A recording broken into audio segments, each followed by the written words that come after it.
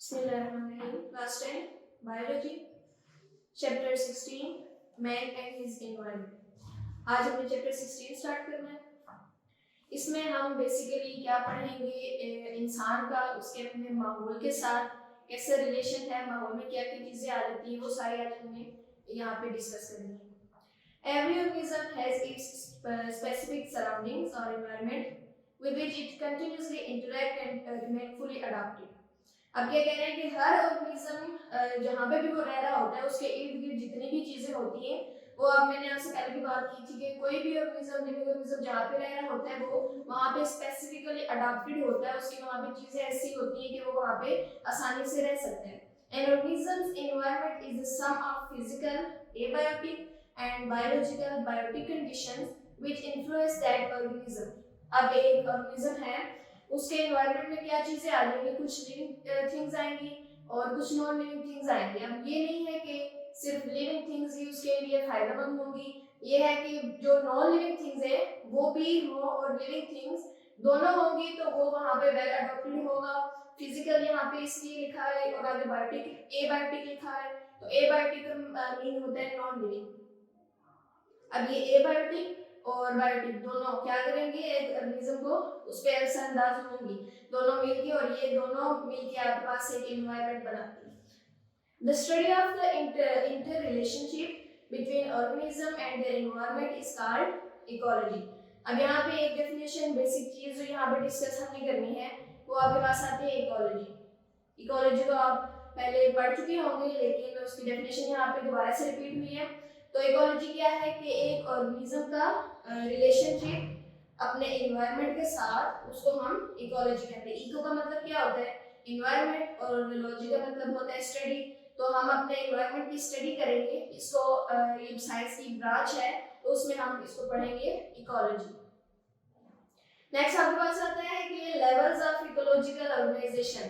कि इकोलॉजी में जो ऑर्गेनिजम्स हैं कैसे अरेंज हुए हैं, उनके लेवल्स क्या क्या हैं, पूरी किस तरह अरेंज हुए हैं, ये सारा हमने इसमें स्टडी करना है। In ecology the levels of organisation range from organism to biosphere. अब इकोलॉजी में क्या है कि कैसे ऑर्गेनिज्म अरेंज हुए हैं, ऑर्गेनिज्म टू बायोस्फीयर। अब बायोस्फीयर क्या होता है, आपके पास जमीन का वो हिस्सा जहाँ पे लाइफ एग्जिस्ट कर सकती है, जोन ऑफ लाइफ हम इसको कह सकते हैं कि जमीन का वो हिस्सा जहाँ पे लाइफ एग्जिस्ट कर सकती है। an organism may be unicellular और multicellular। organism कैसा हो सकता है, यूनिसेलुलर हो सकता है या फिर multicellular. Unicellular means single cell, एक सेल से मिलकर बना हुआ हो सकता है, या फिर मल्टीसेलुलर, वो एक से ज्यादा सेल से मिलकर बना हो सकता है। A group of organisms of the same species inhabiting a specific geographical area at a particular time is called population. अब यहाँ पे आपको पॉपुलेशन की डेफिनेशन बताएगी। पॉपुलेशन क्या होती है कि एक पॉपुलेशन जिसमें सेम स्पीशीज के मेंबर्स एग्जिस्ट करते हैं उसको हम पॉपुलेशन कहते हैं। जैसे कि हम ह्यूमंस, हम इंसान क्या है, एक पॉपुलेशन है। अगर आप हमारे बारे में बात की जाए तो बोला जाएगा कि ये ह्यूमंस की पॉपुलेशन है। अगर जानवरों की बात की जाए तो वहाँ पे जो आपके पास बिल्लियाँ आ जाएगी, कैट्स आ जाएगी, उनकी एक अलग पॉपुलेशन है।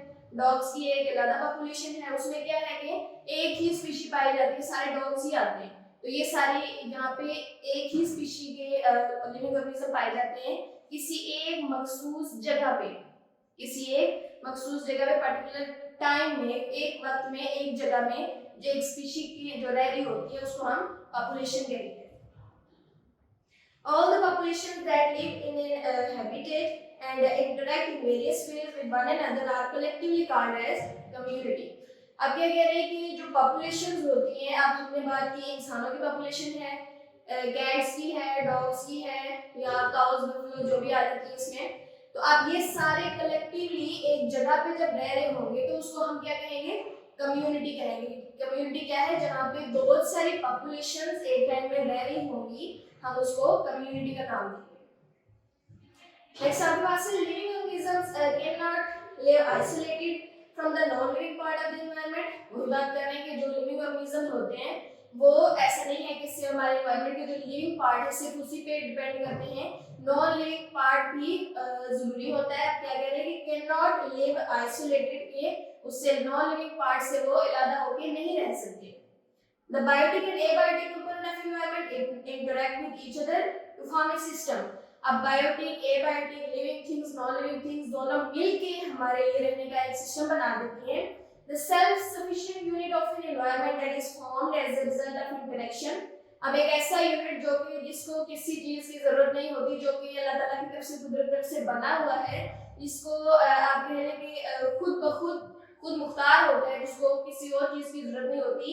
हमारे एनवायरनमेंट का एक ऐसा यूनिट जो कि कब बनता है, interaction between its biotic community and the abiotic component is known as an ecosystem.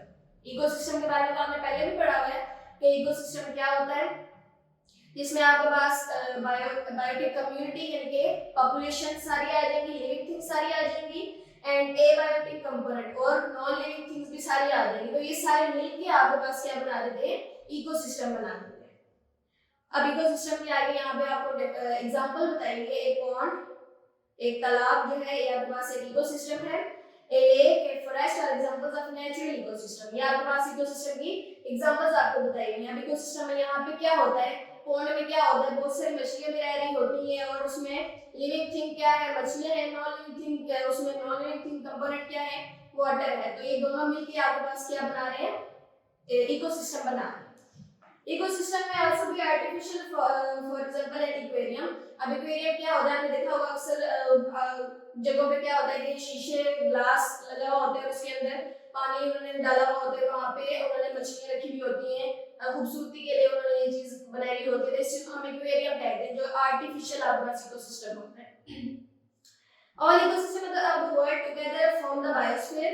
सारे इकोसिस्टम मिलके आपके पास बायोस्फीयर बना देते हैं. पहले भी आपको बताया कि बायोस्फीयर क्या है, zone of life on earth है कि जिस जगह पे जिंदगी पाई जाती है. It includes all the ecosystem of the planet Earth. अब इसमें क्या है कि हमारे जो अर्थ है उसके सारे के सारे इकोसिस्टम इसके अंदर आ जाते हैं.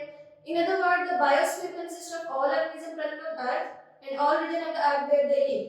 अब बायोस्फीयर में क्या आएगा कि सारे के सारे लिविंग ऑर्गेनिज्म जो जमीन पे पाए जाते हैं और जितने भी वो एरियाज हैं जहाँ पे वो लिविंग ऑर्गेनिज्म रहते हैं, वो आपके पास किस चीज में आएगा, बायोस्फीयर में आएगा.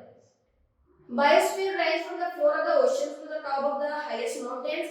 अब बताएंगे बायोस्फीयर कहाँ से स्टार्ट होता है और कहाँ तक जाता है. ये समंदर की तह से स्टार्ट होता है, फ्लोर से स्टार्ट होके माउंटेन्स, पहाड़ों की चोटियां होती है, वहां तक जाता है. तो वहां तक क्या होता है, लाइफ एग्जिस्ट कर सकती है. It is about 20 kilometers thick. अब इसकी थिकनेस बता रहे हैं कि कितनी होती है, 20 किलोमीटर्स. यानी 20 किलोमीटर्स तक ये आपके पास जो जमीन से समंदर की तह से लेकर पहाड़ों की ऊंचाई तक 20 किलोमीटर्स तक ये बायोस्फीयर पाई जाती है. इसमें लिविंग लाइफ एग्जिस्ट कर सकती है. साथ में आपके पास ये साइड बॉक्स दिए हुए हैं. सबसे ऊपर वाला है, species is a group of organism which can interpret freely nature to produce fertile offspring. Species आपके पास जो है वो लिविंग ऑर्गेनिज्म्स का एक ऐसा ग्रुप है जिसमें जो कि फ्रीली इंटरप्रेट कर सकते हैं, इंटरप्रेटिंग नेचर, फ्रीली इंटरप्रेट करते हैं टू प्रोड्यूस फर्टाइल ऑफस्प्रिंग, और आगे फर्टाइल ऑफस्प्रिंग प्रोड्यूस करते हैं जो कि आगे मजीद